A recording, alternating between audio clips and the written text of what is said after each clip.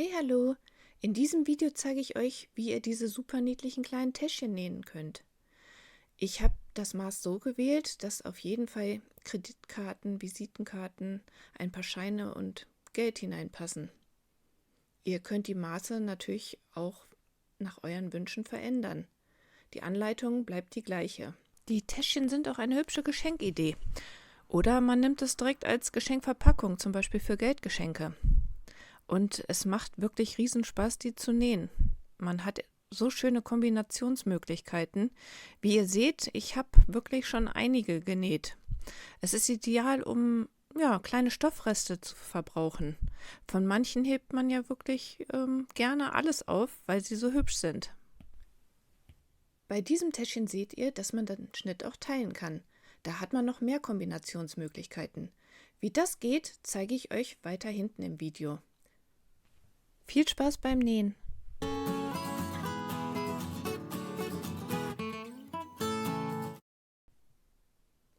Um den Schnitt zu zeichnen, benötigt ihr einen Stift, ein Stück Papier, da geht einfaches Papier. Ich benutze allerdings lieber so etwas dickeres, weil ich häufiger mal Schnitte zeichne. Das hat 125 Gramm. Dann noch ein Lineal. Ich habe jetzt seit einiger Zeit so ein Patchwork-Lineal, das finde ich wirklich super, auch wenn man auf dem Stoff mal was zuschneiden muss. Das hat auch noch direkt die Winkel dabei, wenn es mal in die Diagonale geht, aber ein Geodreieck reicht natürlich auch. Dann zeichnen wir jetzt direkt die erste Linie ein, und zwar 22 cm nach oben. Und von dort aus gehen wir 11 cm nach drüben, also die Breite ist 11 cm, und da seht ihr, wie praktisch dieses Patchwork-Lineal ist. Da habe ich auf jeden Fall einen rechten Winkel. Jetzt nach oben kurz einzeichnen, die 11 cm, und einfach ausschneiden. Hier seht ihr nochmal die fertigen Maße, da kommt noch Nahtzugabe hinzu. Bevor es jetzt gleich ans Zuschneiden geht, zeichnen wir noch die einzelnen Abteilungen ein. Also für das Unterteil, was nachher nach vorne geklappt wird, 8 cm.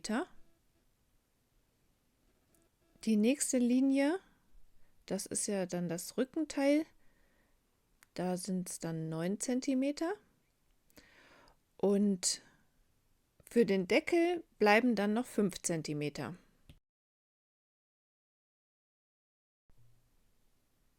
So kann man das Täschchen natürlich auch schon nähen, aber ich mag gerne so einen leicht abgerundeten Deckel, und dafür sollte die Rundung hier bei 2 cm enden, damit es nicht zu spitz wird. Also 2 cm zeichne ich mir hier den Punkt ein und von oben, von der Mitte ausgehend. Jetzt suche ich mir etwas Passendes, wenn man jetzt keinen Zirkel oder Ähnliches zur Hand hat. Ich habe diese Dose gefunden, das passt ganz gut, und damit zeichne ich mir jetzt einen gleichmäßigen Kreis, also eine Rundung an. Das schneide ich dann wieder aus. So schaut das fertige Schnittteil jetzt aus. Um jetzt die Position für den Knopf festzulegen, knicke ich das an den Hilfslinien, das Modell. Und zwar lege ich dafür die Linien auch nach außen. Da kann ich besser sehen, dass es halt auch gerade ist. So sieht das dann jetzt aus. Da kommt der Knopf hin. Zum Anzeichnen des Knopfes ist das Geodreieck ganz praktisch. Dafür lege ich den Nullpunkt genau in die Mitte und gehe halt von der Rundung 1 cm nach oben. Und da möchte ich dann halt das Loch für den Druckknopf haben. Und jetzt drücke ich da fest drauf, damit sich das dann halt auch noch am anderen Teil sehen lässt. Jetzt geht es auch schon zur Stoffauswahl. Da ihr jetzt das Schnittmuster habt, könnt ihr das praktischerweise immer direkt auf die Schnittteile auflegen und sehen, wo es am besten hinpasst. Es gehen halt, wie ihr hier seht, auch super alte Jeanshosen. Die mit den Pünktchen finde ich super süß. Oder ich kaufe auch manchmal auf dem Trödel Sachen, die ich jetzt gar nicht unbedingt anziehen möchte, sondern einfach, weil mir das Muster so gut gefällt. Das war zum Beispiel bei dieser Bluse der Fall. Da habe ich auch schon einige Sachen draus genäht. Wie man sieht, ist sie schon so ein bisschen zerschnitten, aber als Futterstoff finde ich das halt auch richtig schön.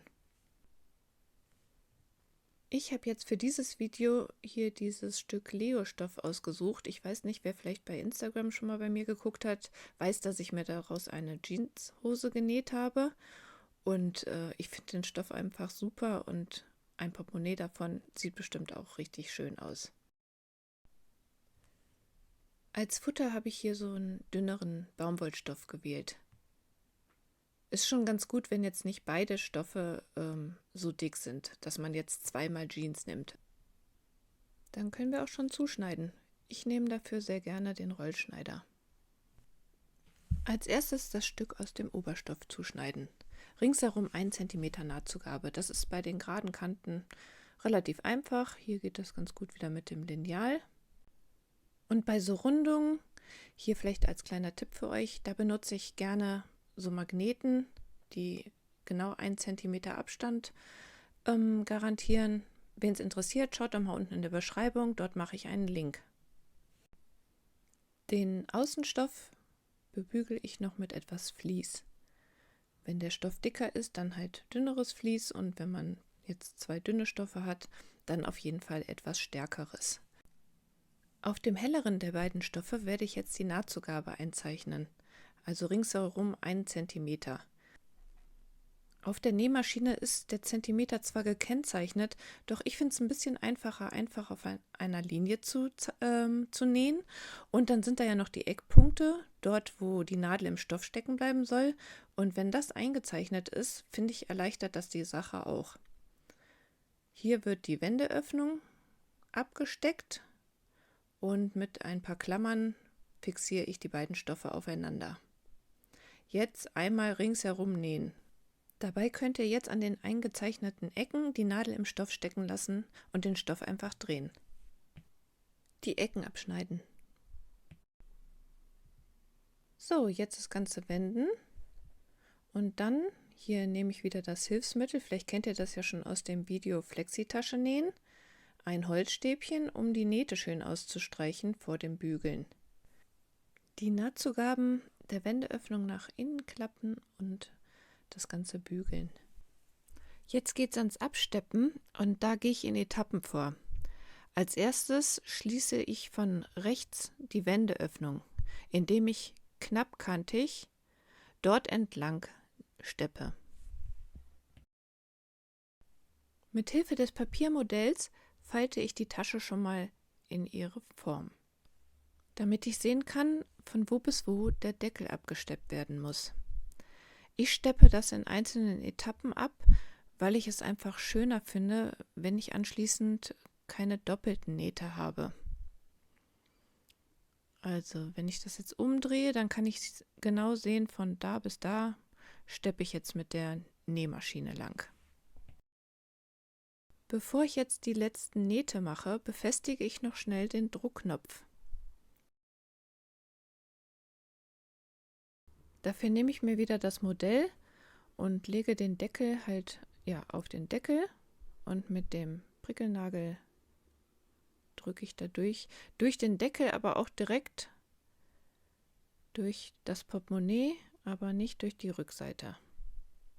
Dann halt den Unterseite vom Knopf einsetzen, da drauf und mit der Zange zusammendrücken. Und das gleiche dann halt mit dem Oberteil. So bin ich ganz sicher, dass der Knopf auch aufeinander passt. Aber 2 Nähte fehlen ja noch, also wir machen das Ganze nochmal auf und diese beiden Nähte müssen noch gemacht werden. Das ist der Zeitpunkt, wo ihr halt Etiketten oder halt sowas wie einen Karabiner noch dazwischen legen könnt, um das halt festzunähen. Vielleicht habt ihr auch noch andere Ideen, könnt ihr mir gerne in die Kommentare schreiben. Jetzt nur noch rechts und links eine Naht, dann ist schon fertig. Ja, die ist fertig. Noch schnell die Fäden abschneiden, das war's. Dann wollte ich euch ja noch die dreigeteilte zeigen. Dafür würde ich auf jeden Fall das Modell einfach nochmal abpausen und die Unterteilung einzeichnen. Dann kann man, Wenn man jetzt nur den Deckel anders haben möchte, nur den Deckel abschneiden oder sonst schneidet man halt an beiden Linien. Am besten noch kurz notieren, welches das untere und welches das mittlere ist. Das erleichtert das Ganze.